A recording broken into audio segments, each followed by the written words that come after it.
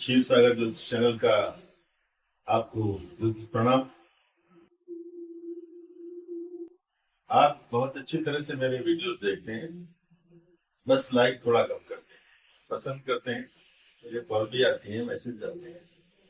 आज मैं एक नवरात्र पर थोड़ा विशेष कलेवर लेकर आया। छोटा सा है लेकिन आपके बहुत काम का है। स्मरण मीडिया में और बहुत जगह मैंने सुना है, जो लोग 10-15 साल से आ रहे हैं, कि वो बोलते हैं ओम दुम दुर्गाई नमः। यह शुद्ध उच्चारण है।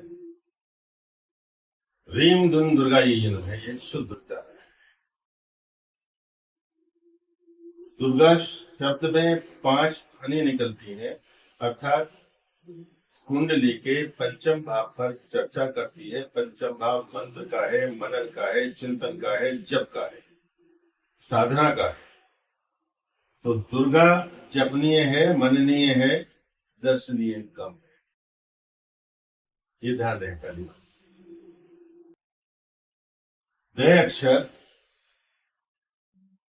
व्यंजन समुदाय के चतुर्थ श्रेणी के तय वर्ग में मध्यम है, केंद्र में है। तय, थे, दे, थे, ने, अर्थात इन चारों जो वर्ण है, तय, थे, दे, थे, इनमें जो अनुस्वार ने है, इनकी ध्वनि नकार में निकलेगी, मकार में नहीं। जब भी इनके ऊपर अनुस्वार रखेंगे, वृद्धि रखेंगे, तो वह ने की ध्वनि निकालेगी। वैसी पारणी के अनुसार मकार की नहीं निकालेगी। नव दुर्गा प्रथम शैलपुत्री च द्वितीयम ब्रह्मचारिणी तृतीयम चंद्रगंडेति कूष्मांडेति चतुर्थकम पंचमम स्कंदमातेति षष्ठम कात्यायनी च सप्तमम महागौरी अष्टमम कालरात्रि नवम सिद्धिदात्री। नव दुर्गा प्रकृति। ये 9 दुर्गा है, अर्थात 9 शक्तियां। 9 शक्तियां क्या है? हमारे शरीर के जो 9 द्वार हैं, उनका शोधन करने की माँ हमसे कहती है, हमारी परम शक्ति पराशक्ति यह कहती है कि आप अपने 9 द्वारों का शोधन कर लीजिए, उनको निर्माल्य से मुक्त कर दीजिए, बाहर निकाल दीजिए। आपका मानसिक प्रदूषण, शारीरिक प्रदूषण नहीं होना चाहिए इस देह में। तो व्यंजन जाति के चतुर्थ श्रेणी के तय वर्ग में दय दमन, अवस्था विशेष पर इंद्रियों का दमन, इच्छाओं का दमन करना चाहिए। शत्रु दमन, रिपु दमन भी आप कर सकते हैं, जब हमारी इच्छाएं बहुत ज्यादा बलवती हो जाए या अनुशासन से, सीमा से बाहर जाने लगे। दयति दान, दयति दया, ये दय अक्षर के मायने। दय व्यंजन का 18वां वर्ण है और 18 के स्वामी हो जाते हैं मंगल, अर्थात ये अनुशासन चाहता है। तो हमें चाहिए कि हम उनको, अपने आप को, स्वयं को व्यवस्थित रखें, अपने परिवार को एकजुट रखें, अनुशासन में रखें, प्रेम प्यार से रहें, स्नेह से रहें। तभी हम 9 शक्तियों का हम अपने आप के लिए, स्वयं के लिए, समाज के लिए, परिवार के लिए जब तक कर सकते हैं, अन्यथा बैठते हैं। अब आप देखिए, जो मंत्र है इनका, वह मैं लिख रहा हूं यहां, प्रणव सर्ववेदेषु, अर्थात प्रणव जो है ये सभी में शक्ति देता, प्राण ऊर्जा प्रवाहित करता है।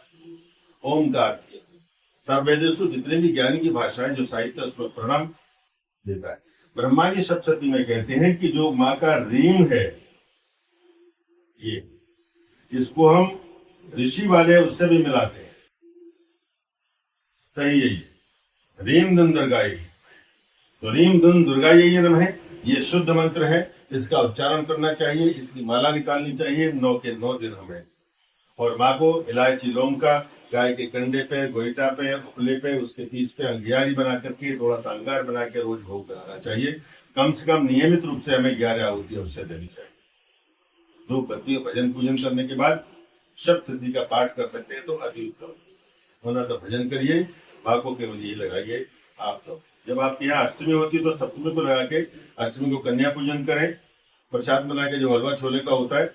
और यदि अष्टमी होती है तो अष्टमी को व्रत रखें, नवमी होती है तो नवमी को कन्या पूजन करें। ये 2 अपनी अपनी परंपरा है, कुल परंपरा से चलना चाहिए। यहाँ जो आता है मंत्र, वो आएगा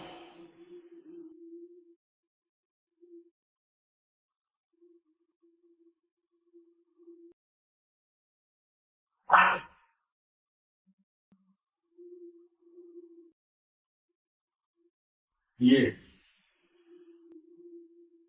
दुन दुर्गाई में जब हम या लिखते हैं, इसका अर्थ ये होता है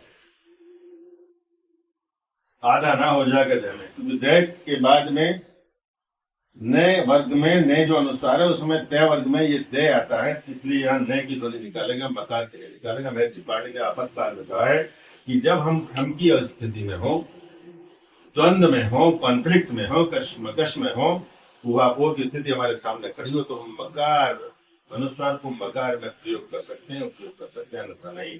लेकिन यहाँ नहीं है, शक्ति है, हमें आज्ञा नहीं, इसलिए हमें ये करना चाहिए। ओम जो वाम मार्गी हैं वे क्या करते हैं, जो बीज मंत्र है, महाकाली, महालक्ष्मी, महासरस्वती, 3 शक्तियों का रूप है ये, और 3 को 3 से गुणा किया तो 9 शक्ति टोटल हो जाती है, कुल मिलाकर के 9 शक्ति है। नव दुर्गा प्रतिष्ठिता। शैलपुत्री जी का जब हम करेंगे तो हम मूलाधार चक्र को जागृत करते हैं, जिसके स्वामी बुध ग्रह है, उसके ऊपर स्वादिष्ठान है जिसके स्वामी विष्णु है। इस तरह क्रम चलता है। दुर्गा सप्तशती में जब हम विनियोग करते हैं तो नवामरण में यह होता है कि महाकाली, महालक्ष्मी, महासरस्वती, उन तीनों के बीज हैं एम रीम क्लीम। इससे 9 शक्तियों का एक मंत्र बनता है, ओम एम रीम क्लीम चामुंडाई विच्चे। इसकी एक माला प्रातः निकालें, लेकिन नवरात्र पर्व है तो नवरात्रि में निकालें, सब श्रेष्ठ रहता है। नित्य निकालनी चाहिए, इसलिए स्मरण रहे एम रीम क्लीम चामुंडाई विच्चे। ये स्वर है ए, इसमें मकार की ध्वनि निकलेगी, नकार की नहीं निकलेगी। री, इसमें भी ये भी स्वर में ही आता है और इसमें भी मकार की ध्वनि निकलेगी। क्लीम यह नहीं है, ये दोनों में है शामिल, व्यंजन से स्टार्टिंग है, व्यंजन से श्री गणेश इसका, और इसमें दोनों के दोनों वर्ण, ये लय और के दोनों इसमें व्यंजन है, ई केवल स्वर में है, इसलिए यहां भी मकार की ध्वनि निकलेगी, क्योंकि वहां पे ई स्वर आया है, यहां भी ई स्वर है री, इसलिए जब भी स्वर में अनुस्वार होगा तो मकार की ध्वनि, मैं की ध्वनि निकलेगी। इसलिए हम उच्चारण करेंगे ओम ऐं ह्रीं क्लीं चामुंडाई विच्चे। यह हमारा मंत्र हुआ। इसकी नृत्य आप माला निकाल सकते हैं। मैं इतना ही कहना चाहता हूं कि नई 9 शक्तियां इस नवाण मंत्र में समाहित हैं। ये हमारे कल्याणकारी मंत्र है और हमें इसे सात्विक रूप से जपना, मनन करना चाहिए, ताकि हमारे शरीर की, हमारे जीवन का शोधन हो, उसमें परोपकार हो। माँ चामुंडा ही पराशक्ति है जो हमें किसी भी परेशानी से, कष्ट से निकाल के बाहर ले आती है और आशीर्वाद के साथ। इसलिए ओम ऐं ह्रीं चामुंडाई विच्चे। आप मेरे चैनल को सब्सक्राइब करें, लाइक करें, शेयर करें। श्री हरि।